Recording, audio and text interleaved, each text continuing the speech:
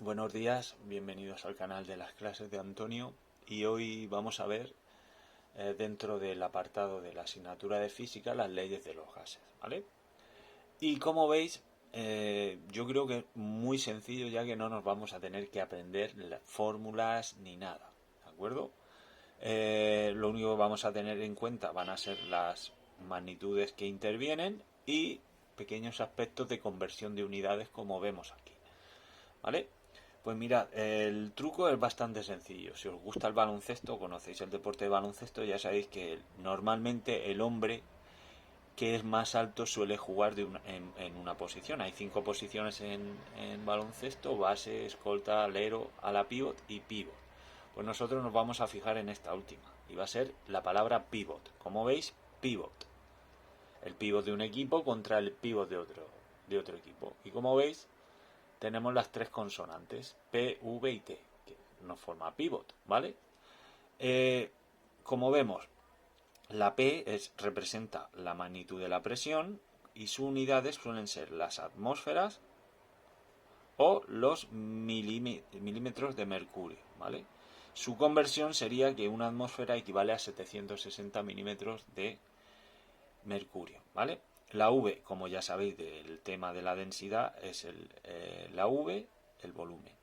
Y la conversión tenemos que tenerla siempre muy clara. Si nos dan metros cúbicos sería un kilolitro, decímetros cúbicos un litro y mililitros centímetros cúbicos, ¿vale?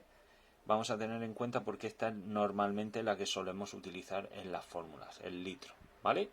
Y en la presión suele ser la atmósfera, ¿vale? Ahora nos centramos en la T, que sería la temperatura, y ya sabéis que puede venir en centígrados o Kelvin. Para pasar de centígrados a Kelvin es sumarlo y es en la que vamos a tener que tener la temperatura, y al contrario sería restarlo. Para pasar de Kelvin a centígrados le restamos 273. Pues mirad, así de sencillo y salen las leyes.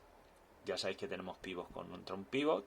Si yo tacho la T, es decir, en el problema no me mencionan la T, se me queda PV por PV. Entonces esta es la ley de Boyle. Como veis, se nos queda así. Ahora, si nos dicen que el volumen es constante, lo único que tenemos que hacer es tapar el volumen y si nos queda P partido de T es igual a P partido de T, que esa es la ley de Gay-Lussac, ¿vale? Y ahora si nos dicen que la presión es constante, pues veis que se nos queda V partido de T y V partido de T, que sería la ley de Charles.